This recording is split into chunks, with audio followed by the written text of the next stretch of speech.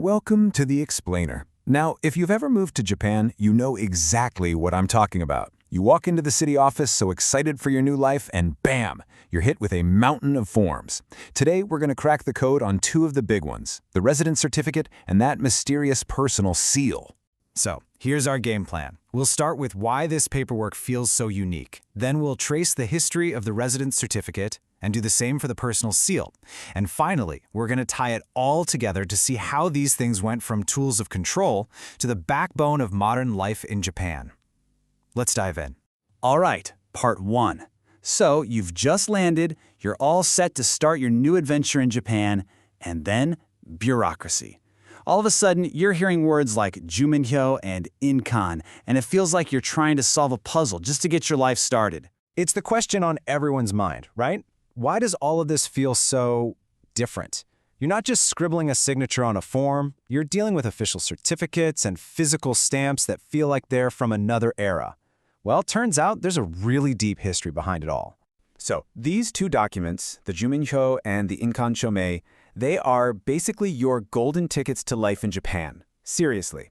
Without them, you can't open a bank account, you can't get a cell phone, you can't rent an apartment. They are the government's official way of saying, yep, you're real and you live here. Okay, so let's start with that first key to the kingdom, the residence certificate, or Juminhyo.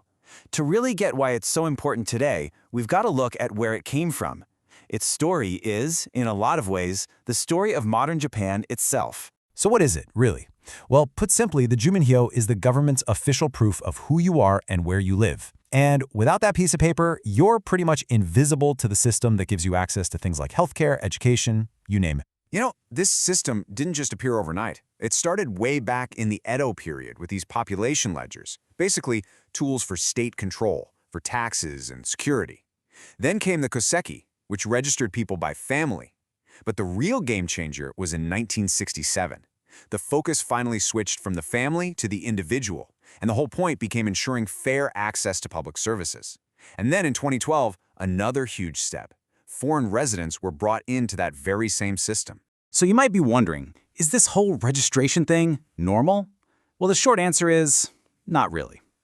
Let's zoom out a bit and see how Japan's approach stacks up against how the rest of the world proves you exist. You see, the world is pretty much split into two camps on this. First, you've got centralized registration, like in Japan. The government keeps a master list of where everybody lives. And on the other side, you've got self-proved residence, which is common in places like the US and the UK. In that system, the responsibility is on you to prove where you live, usually with a utility bill or a driver's license, every single time. And this is where you can really see that split in action. Japan, Germany, South Korea, they all rely on an official central certificate. But if you're from the US or Brazil, this whole idea can feel totally foreign because you're just used to grabbing an electricity bill. China's Hanko system is also centralized, but historically it's been a lot more rigid, often tying your access to services to where you were born. Okay, let's tackle our second big mystery, the Inkan, or the personal seal. How in the world can this tiny little stamp be more powerful than your own signature? It's a concept that is, understandably, a little baffling at first. The first thing you've got to know is that not all seals are created equal, not by a long shot. You've got your everyday stamp, the one you might use to sign for a package. But then you have your registered seal, the jitsuin. That's the one that's officially on file at the city office, and it becomes your unique, legally binding mark. Here's probably the best way to think about it. In the West, if you're buying a house, you sign the papers in front of a notary public, right? Their job is to verify that it's actually you.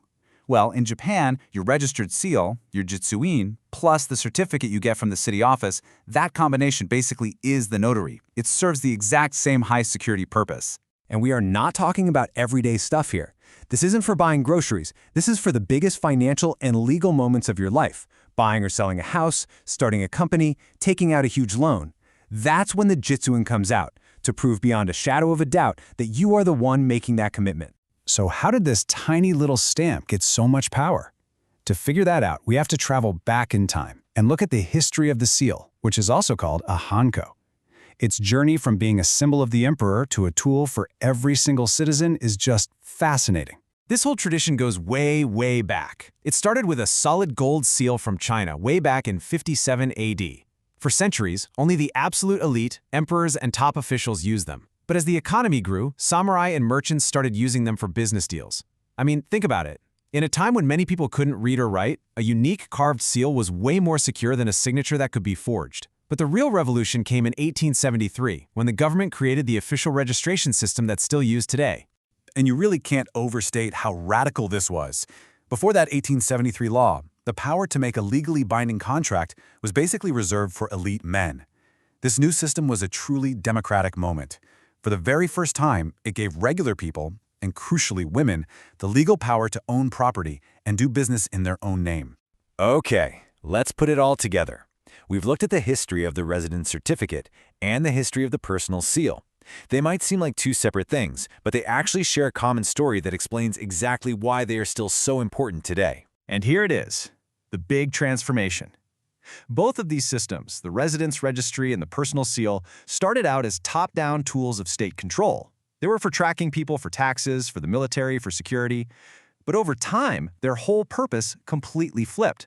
Today, they've become the essential foundation that guarantees everyone, including foreigners, gets fair and equal access to public services. So the next time you find yourself at the city office, maybe feeling a little frustrated with all the forms, just try to remember this history. That certificate, that little stamp, they aren't just about bureaucracy.